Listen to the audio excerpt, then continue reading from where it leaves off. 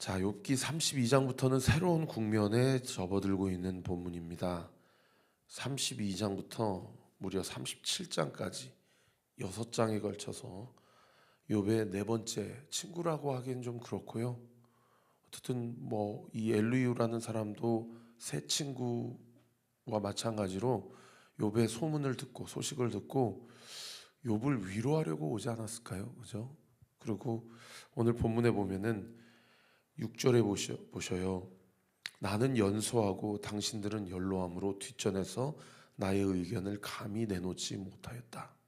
왜냐하면 지금도 마찬가지지만 고대 근동 지방의 인간관계 안에서의 영적 질서나 예의는 7절에 보세요. 나이 많은 자가 먼저 말하고 연륜이 많은 자가 지혜를 가르칠 것이고 연소한 자는 이야기를 들어라 라는 것이 그 당시에 사회적 관습이고 또 질서고 예의였기 때문에 31장까지 욥과 친구들이 세 번이나 서로의 의견을 주고받으면서 담론을 펼치고 토론을 펼치면서 그 이야기를 쭉 들었던 거죠.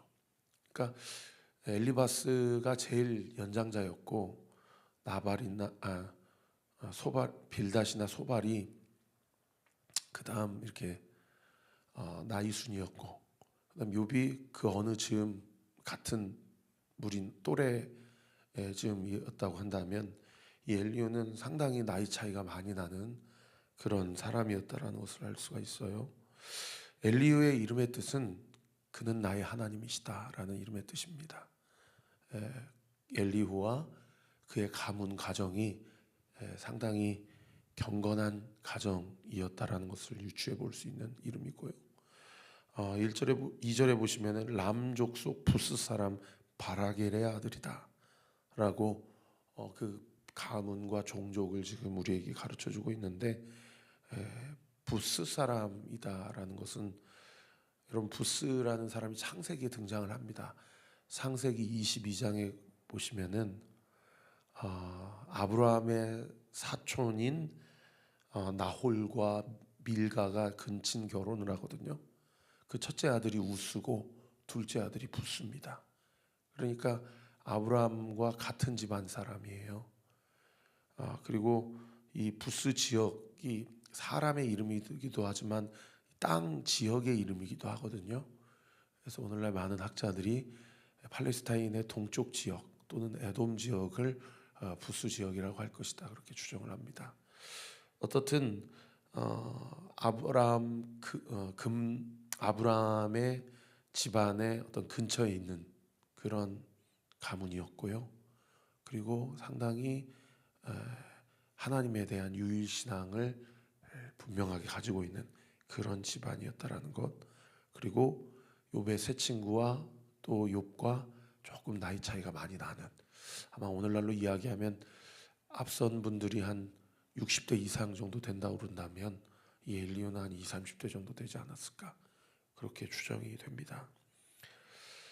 6장에나 걸쳐서 그동안 자기가 하고 싶었던 얘기를 진짜 본물 터지던 지금 앞으로 당신들 앞에서 내가 한번 내 입장을 이야기해 보겠다 라고 하는 이야기를, 사실은 오늘 본문 1절부터 22절까지 보면 자기의 입장이 무슨 얘기인지를 아직 얘기해 놓고 있지는 않아요. 내일 본문부터 욥과 새 친구들의 담론을 보면서 자기가 하고 싶은 얘기를 하는 거거든요.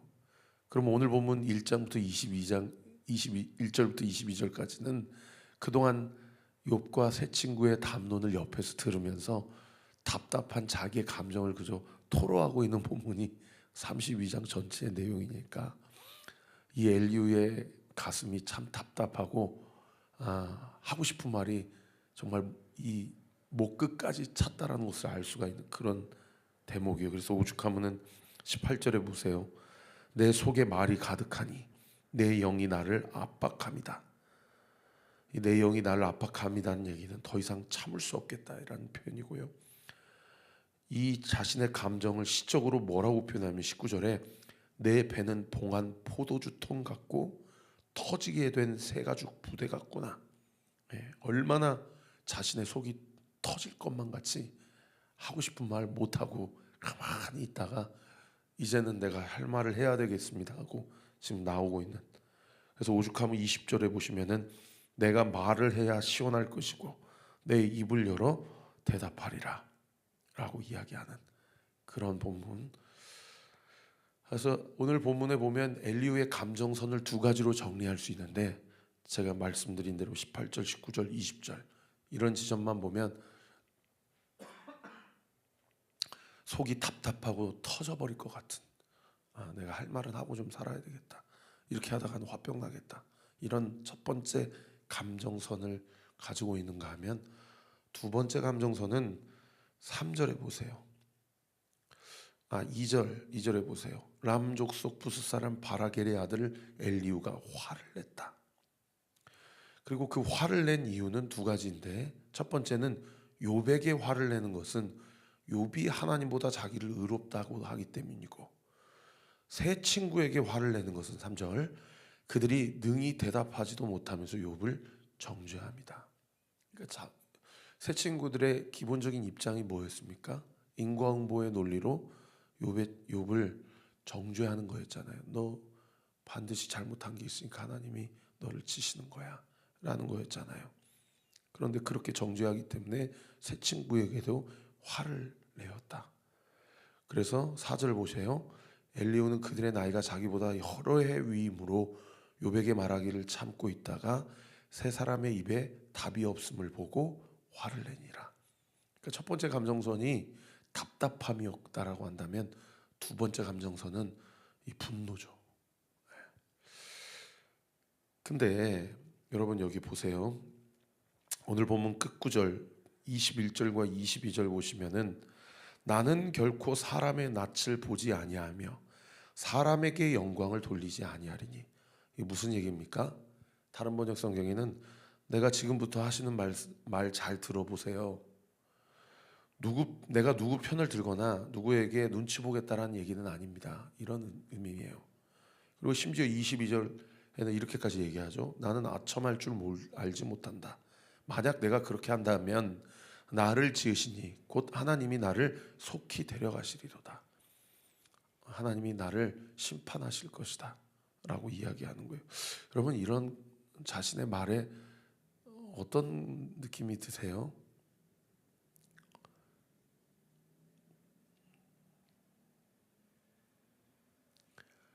사랑이 없음이 느껴지지 않습니까? 그죠? 그러니까 결론부터 말씀드리면, 앞으로 33장 내일 본문부터 하나님이 등장하시는 장이 38장이거든요.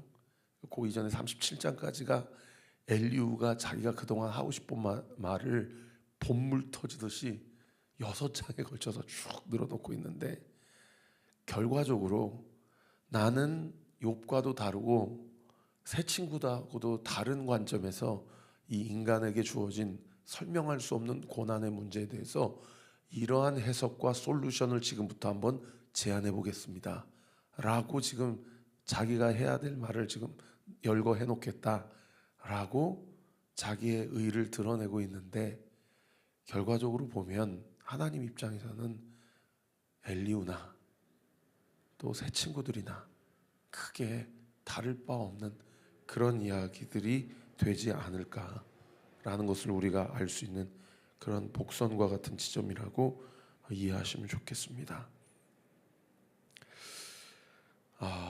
그래서 이런 말씀을 통해서 우리가 첫 번째 우리 스스로에게 한번 적용해 볼 수 있는 것은 뭐냐면, 나에게도 내가 답답해서 꼭 한마디라도 해주고 싶은 사람이 누구인가, 그 한마디라도 하고자 하는 내 마음의 동기는 사랑인가 혹은 분노와 답답함인가. 우리가 이 지점을 볼 때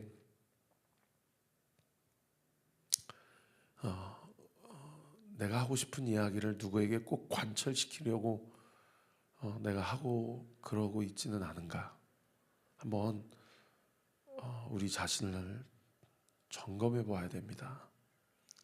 내가 하고 싶은 말이 있는데 이 말의 동기와 내가 이 말을 하고자 하는 목적이 답답함이나 분노가 있는 것은 아닌가라고 우리 스스로를 한번 점검해 보아야 된다라는 거죠. 그런가 하면 반대로 또 그런 경우도 있을 수 있어요. 얘기해봐야 또 그냥 나만 바보 되는 거니까 얘기하지 말아버려야 되겠다. 그리고 그냥 그렇게 답답함을 가지고 저 사람과의 관계 설정은 그렇게 하고 살아야 되겠다. 또 그런 경우가 있을 수 있지 않겠습니까? 그죠? 여러분, 전자의 경우든 후자의 경우든 우리가 사람과의 관계에서 그 관계 설정을 해 나갈 때 저부터서 그리고 우리 모든 성도들이 내가 생각하는 것은 옳고 이 사람은 잘못됐는데 그래서 내가 이 사람을 고쳐보겠어 라는 분노나 답답함 때문에 접근하거나 아니면 얘기해봐야 더 관계만 악화될 것 같아. 그러니까 나는 이야기하지 않는 것을 결정하겠어. 어떤 쪽이든 제가 감히 말씀드리는 것은 우리가 사람과 사람 사이에서의 관계를 설정할 때 사랑이 우리의 관계의 모든 근원이 되기를 함께 기도해야 될 것입니다. 어떤 부분에 있어서는 사랑하기 때문에 하고 싶은 말도 하지 않아야 될 때도 있을 거고요. 또 사랑하기 때문에 꼭 해야 될 말을 해야 될 때도 있을 거예요. 그죠? 사람에게 실망하거나 또는 사람에게 실족하게 되는 그런 경우는 대부분의 경우는 사실 사랑하기 때문이거든요. 여러분 그렇지 않습니까? 사랑하지 않고 기대함이 없으면 뭐 분노가 있거나 뭐 실족하거나 실망할 이유가 뭐가 있겠어요? 모르겠어요. 엘리후가 이렇게 화를 이 정도로 낼 정도면 결국 엘리후의 마음 가운데 또 자기의 어떠함을 드러내고 자신의 의로움을 증명하고자 그 말의 동기가 되었는지도 모르겠어요. 그런 경우가 아니라고 한다면 보통 사람에게 실족하는 경우는 그 사람을 사랑하기 때문이거든요. 그런데 사랑하기 때문에 분노가 나는 경우도 있고 사랑하기 때문에 말을 하지 않는 경우도 있는데 이게 진짜 종이 한 장 차이예요. 내 말을 하거나 말을 하지 않는 그 기준이 내 자신이 중심이 되고 내 자신이 우선이 되게 되면 이 관계가 흐트러지거나 이 관계를 망가뜨리는 경우가 많아요. 근데 사랑하기 때문에 말을 하거나 사랑하기 때문에 말을 하지 않은 거라고 한다면 하나님께서 나의 답답한 마음 또는 나의 분노, 화난 마음을 하나님께서 사랑으로 위로해 주시고 해결해 주신다고 믿습니다. 왜요? 우리 주님이 그 사랑으로 나와의 관계를 회복시켜 주셨기 때문이에요. 그래서 내가 이 말은 해야 되겠다. 내가 이 말은 하지 말고 그냥 꼭 속으로 삼키고 살아야 되겠다. 라고 어떤 경우에 우리가 그 결정을 하든지 간에 그 동기가 사랑이 되도록 우리가 기도해야 됩니다. 그건 저도 마찬가지고요. 오늘 본문에서 엘리후가 자신의 감정을 늘 이렇게 쭉 늘어놓고 있는데 가장 오늘 본문에서 제 눈을 사로잡았던 또 오늘 본문 1절부터 22절 중에 가장 중요한 본문을 저는 8절이라고 생각합니다. 여러분 8절 별 3개 당구장 표시하시고요. 우리 같이 한번 읽어보십시다. 시작. 그러나 사람의 속에는 영이 있고 전능자의 숨결이 사람에게 깨달음을 주신다. 여러분 사람의 속에는 뭐가 있다고요? 영이 있다는 거예요. 뭐 2분설, 3분설 얘기하잖아요. 육과 영혼을 나누는 학자들도 있고 육혼 영을 나누는 학자들도 있는데 여러분 뭐 어떤 경우든 영이라고 하는 것은 하나님의 영역이에요. 성령이 거하시는 우리의 몸이 성전이라고 한다면 주의 영이 임재하시는 공간이죠. 사람에게는 뭐가 있다고요? 영이 있다는 거예요. 이것이 다른 생물과 인간이 구분되는 결정적 차이입니다. 이걸 성경은 사람을 하나님의 형상으로 창조되었다라고 정의하는 거죠. 그러니까 유일하게 하나님과 연결되어질 수 있는 피조물이 사람이에요. 그 어떤 생물체도 종교라는 영역을 가지고 있지 않습니다. 유일하게 사람만 하나님을 경배하든지 귀신 앞에 나아가든지, 돌고래도 공동체 생활을 한다고 하고 개미도 공동체 생활을 한다고 하는데 그 공동체를 연구해 보면 종교라는 영역이 없어요. 유일하게 사람만 영을 가지고 있습니다. 성경은 이것을 하나님의 형상이라고 얘기하죠. 그런데 사람의 속에는 영이 있는데 그 다음 구절 보세요. 전능자의 숨결이 사람에게 깨달음을 주신다. 전능자의 숨결을 엘리후가 이렇게 고상하게 표현했는데 제가 쉽게 해석해드리면 성령입니다. 성령. 하나님의 영이신 성령이에요. 오직 성령만이 우리에게 하나님이 주시는 깨달음을 깨닫게 하세요. 오늘 이 아침에도 여러분의 화난 감정 또는 여러분의 그 답답한 심정, 예수 그리스도 십자가 앞에 나를 사랑하신 그 증거 앞에 온전히 내려놓고 우리를 영으로 창조하신 우리 하나님, 그 하나님의 영이신 성령이 우리 마음 가운데 하나님이 원하시는 것이 무엇인지 유일하게 깨닫게 해주시는 그분 앞에 나아가 우리의 답답하고 막혀있는 관계에 어떠한 지점이 있다고 한다면 성령께서 무엇을 깨닫게 해주시고 무엇을 위해 기도에 하게 하실지를 우리로 친히 가르쳐 주심으로 이 새벽에 주님 앞에 간구하는 우리의 모든 기도와 답답함이 성령의 인도하심과 도우심 가운데 해갈되고 또 주님 앞에 온전히 풀어지는 은혜의 역사 우리 사랑하는 성도님들에게 온전히 있게 되기를 예수님의 이름으로 축원합니다. 기도하겠습니다. 아버지 하나님 감사합니다. 사람에게는 영이 있다고 말씀하시고 그 영, 전능자의 숨결을 통해 깨닫게 하시는 그 주님, 엘리후는 이것을 분명히 알았음에도 불구하고 자신의 답답함과 분노의 감정을 해결하지 못해서 욥과 세 친구들 앞에 다른 방식으로 다른 접근으로 고난의 문제를 접근해 보겠습니다 라고 이야기하지만 궁극적으로 욥기 끝장에 가보면 욥의 세 친구들이나 엘리후나 크게 다를 바가 없는 그런 접근 방식으로 그렇게 실수하는 인생이 아니라 아버지 우리가 입술로 고백하는 것과 우리의 삶의 태도가 일치되게 하셔서 내 감정과 내 혈기 나를 사랑하신 사랑의 증거인 예수 그리스도 십자가 앞에 온전히 못 박고 전능자의 숨결 그 성령의 영의 인도하심을 받아 오늘도 육으로 기도하는 삶 아니고 영으로 주님과 접촉되고 주님과 만나는 우리의 삶을 통해 우리의 분노와 우리의 답답함이 성령의 도우심 가운데 온전히 해결되고 무엇을 위해 기도해야 될지 무엇을 위해 간구해야 될지 정확하게 일러주심으로 그 기도와 간구가 주님의 도우심 가운데 온전히 상달되고 응답되는 역사 있게 하여 주옵소서.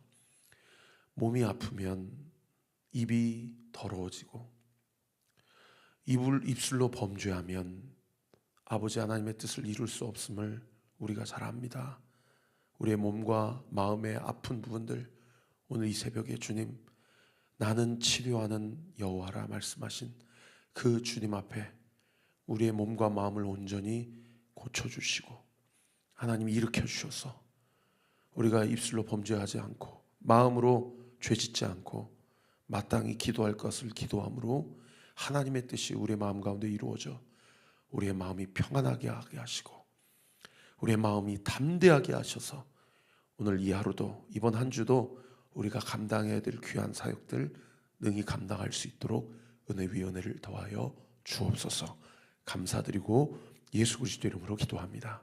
아멘. 지금은 우리 구주 예수 그리스도의 은혜와 하나님의 사랑과 성령 하나님의 위로교통 충만하심이 오늘 주신 말씀 붙잡고 전능자의 숨결에 힘입어 오늘도 입술로 범죄하지 않고 내 입술이 하나님을 찬양하며, 이러한 입술이 10,000개가 있으면 10,000개 다 주님 앞에 기도하며 주의 영광을 고백하리이다. 믿음 가지고 나아가는 우리 사랑하는 모든 성도들 머리머리 위에 지금으로부터 영원토록 함께 하시기를 간절히 축원하옵나이다.